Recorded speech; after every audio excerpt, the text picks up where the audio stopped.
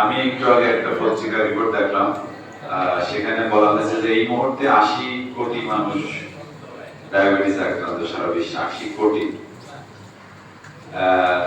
এবং ৩০ বছরের মধ্যে যারা ডায়াবেটিস আক্রান্ত তার 50% মানুষ ডায়াবেটিস যে আছে এটা তারা জানে না।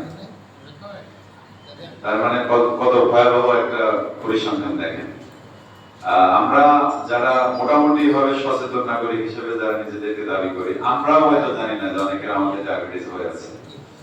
কিন্তু ওভারঅল যেভাবে আমাদের লাইফস্টাইল চালানো দরকার, আমাদের ডাক্তার মেহেদী ভাই বিস্তারিত বর্ণনা করেছেন, অত্যন্ত সুন্দর এবং সাবলীল ভাবে উনি ডায়াবেটিসের উপর একটা বক্তব্য পেশ করেছেন।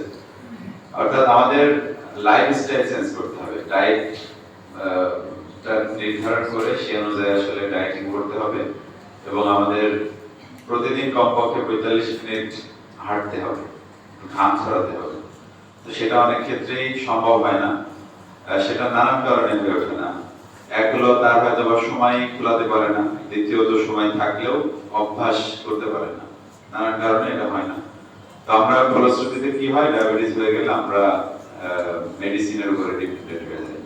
তা আমার স্বল্প বুদ্ধিতে যেটা মনে হয় যে মেডিসিন আসলে মেডিসিন ছাড়া যদি মেডিসিনের কাজ হয়ে যায়, অর্থাৎ হাঁটা চলাফেরা ইত্যাদি, সেটাই ভালো। কারণ মেডিসিন তো আসলে কেমিক্যাল, এটা শরীরের ভিতরে ইনজেক্ট করালে শরীরে নানান ধরনের ক্রিয়া প্রতিক্রিয়া হতে পারে। সুতরাং মেডিসিন না নিয়ে যদি আমরা ভালো থাকতে পারি, সেটা আমার কাছে মনে হয় সেটাই বেস্ট। তো যাই হোক, এটা আসলে এটা আমাদের দৈনন্দিন জীবনে প্রত্যেকের সাথে ওতপ্রোতভাবে জড়িয়ে গেছে। এটা আসলে এটা এখন কোনো থিওরি না, এটা মানে দৈনন্দিন জীবনে আমাদের ওতপ্রোতভাবে জড়িয়ে গেছে। এটা আগে বলা হতো যে ডায়াবেটিস আসলে ধনীদের রোগ, এটাও আর এখন না, এখন গরিবদের হচ্ছে।